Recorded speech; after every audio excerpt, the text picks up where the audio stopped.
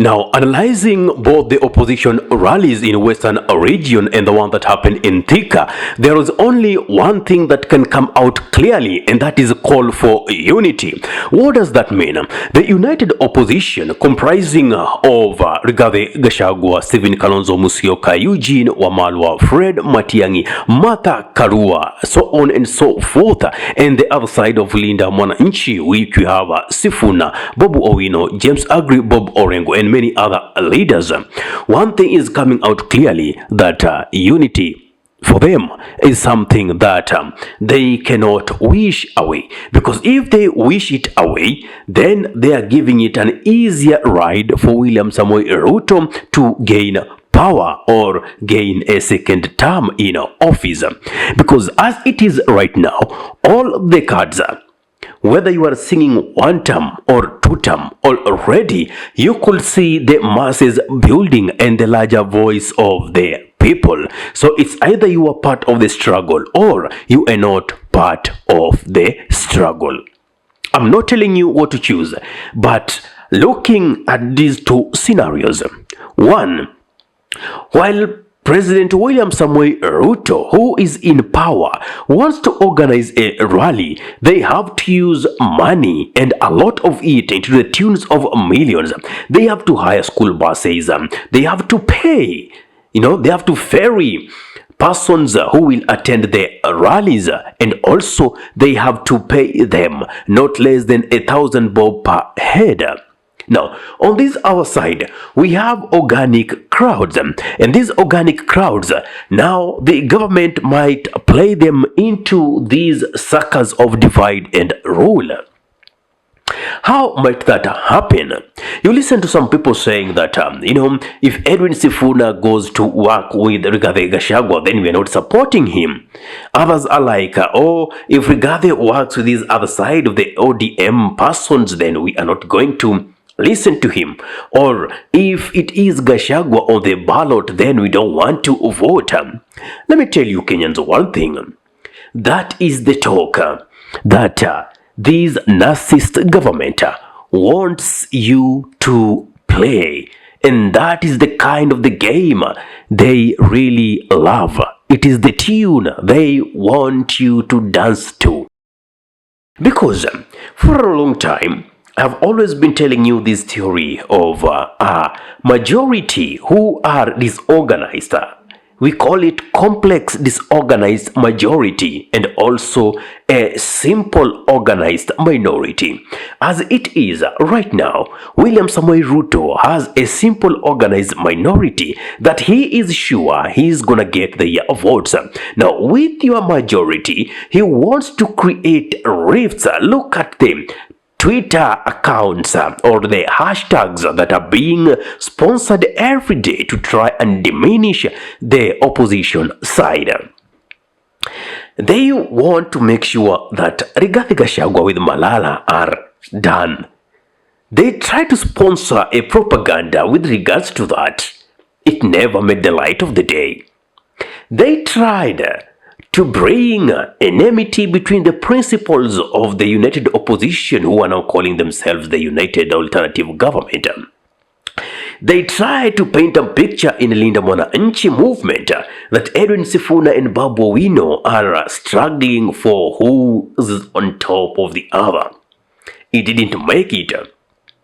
Now, to make it worse to the government's ears, you clearly heard Edwin Sifuna say that yes, we are one term and we are propelling that.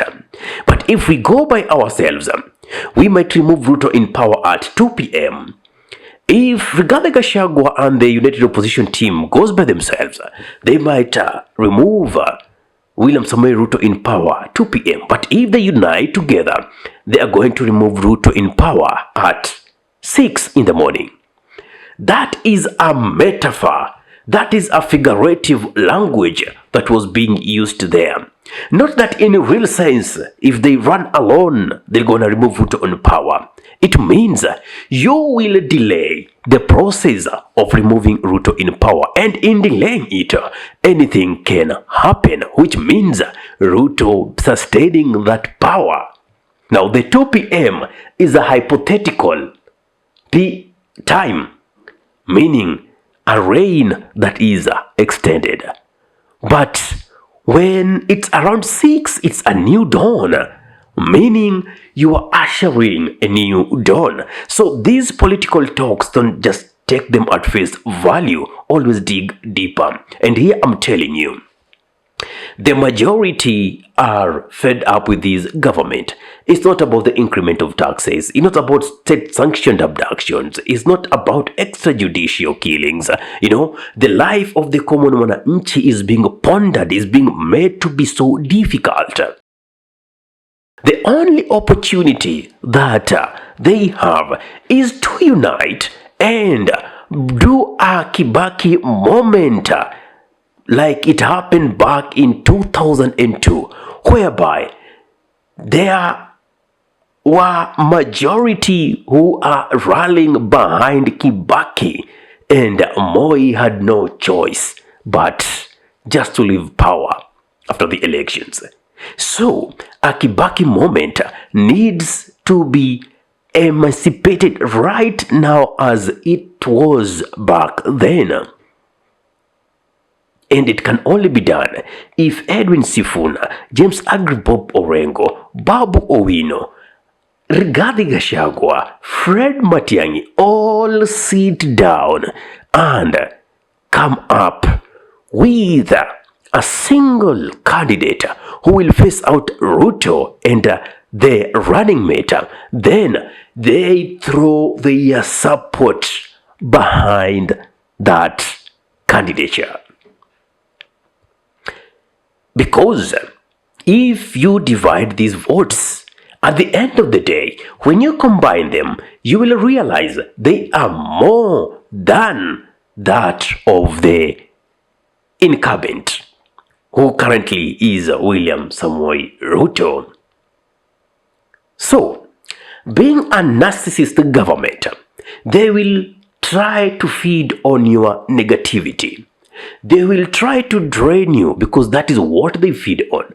But if you deny them that opportunity to feed on that, trust me, by 6 in the morning, as Sifuna puts it, that regime, that administration shall be long gone.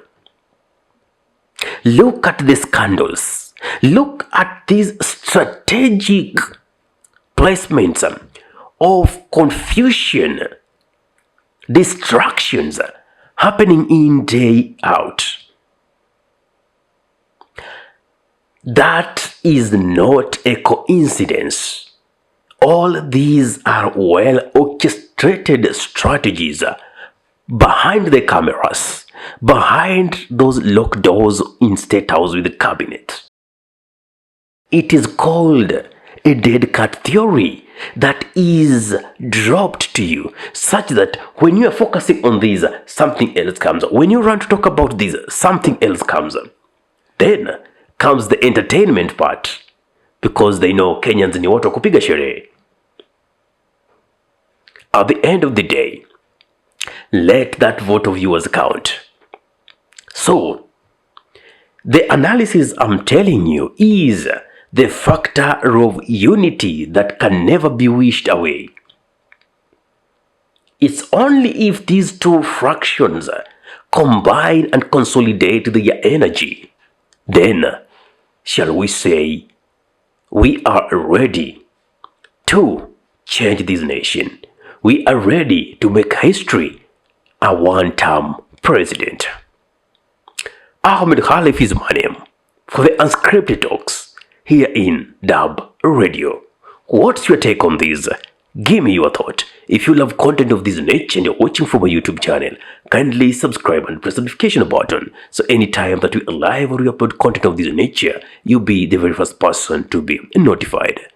Assalamu alaikum warahmatullahi wabarakatuh. Kwa timba kali za Afrika, Dub Radio ndio mpango mzima.